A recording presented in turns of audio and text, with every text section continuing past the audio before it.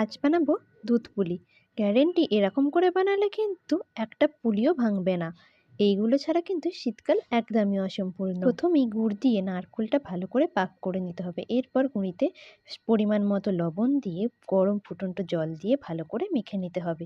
তা থেকে ছোট ছোট করে লেচি কেটে নিয়ে পুর ভরার মতো খোল করে তার মধ্যে নারকেলটাকে দিয়ে ভালো করে মুখটা বন্ধ করে দিতে হবে। কিন্তু সাইজে একটু ছোট ছোটই হয়।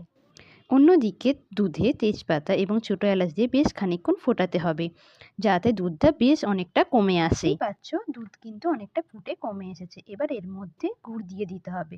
পরিমাণ মতো গুড় দেবে, যে যেরকম মিষ্টি পছন্দ করো। গুড়ের বদলে চিনিও ইউজ করতে পারো, কিন্তু এখন যেহেতু শীতকাল আর খেজুরের গুড়টা খুবই উঠেছে, তাই জন্য খেজুরের গুড় দিয়ে করলে এটা সুন্দর লাগবে বেশি খেতে। এবার এই ফুটন্ত দুধে এক এক করে পিঠেগুলোকে ছেড়ে দিতে হবে। দুধ কিন্তু একদম টকবক করে ফুটবে, তাহলেই আর কোনো পিঠে ভাঙবে না।